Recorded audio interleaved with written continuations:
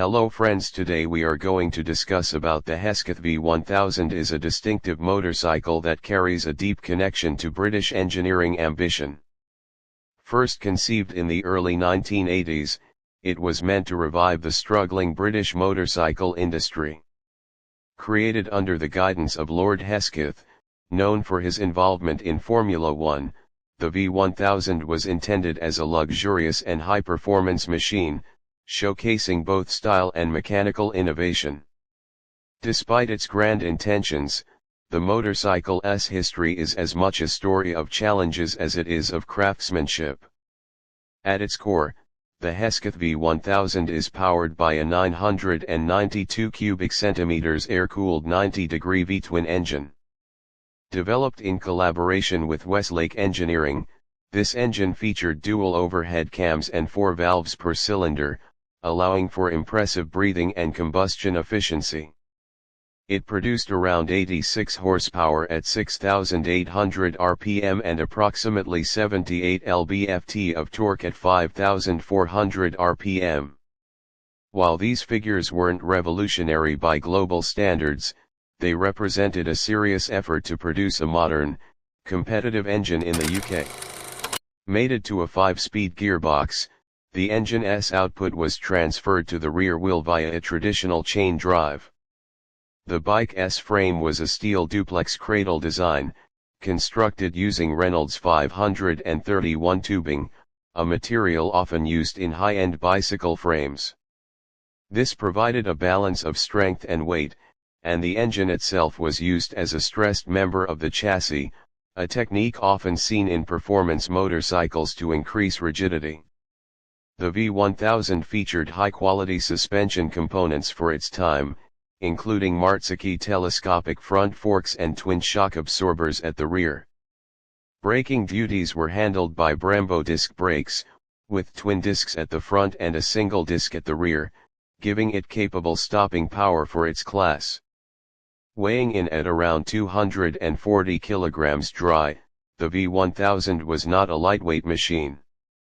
The added bulk gave it a presence on the road, but also made it more challenging to handle, especially at low speeds. The long wheelbase and high center of gravity contributed to a stately, somewhat heavy ride, more suited to open roads than tight city streets or aggressive cornering. Stylistically, the Hesketh V1000 was unique. It featured a minimalist but handsome design, with a large fuel tank, sculpted side panels, and a seat designed for two-up riding. Later versions included a half fairing to improve aerodynamics and rider comfort, particularly on longer rides. The instrumentation was simple but clear, typically including a large analog tachometer and speedometer, reflecting its straightforward British character. Fuel capacity was generous at around 23 litres, giving the V1000 a respectable range for touring purposes.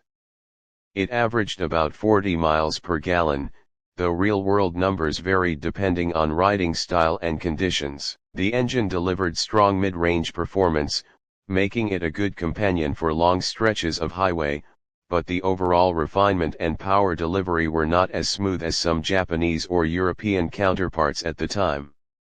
Unfortunately, the V1000's production run was plagued by quality control problems and teething issues.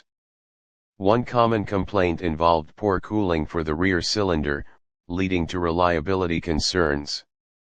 Combined with a high retail price and limited dealer support, these problems hindered its commercial success.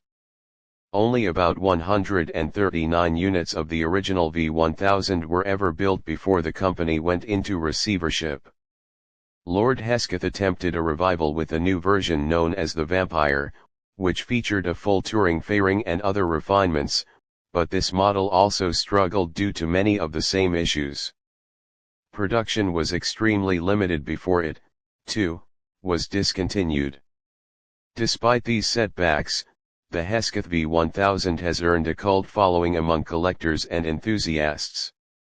Its rarity, bold design, and backstory make it a fascinating piece of British motorcycling history, remembered more for its ambition than for its time on the road. Thanks for watching.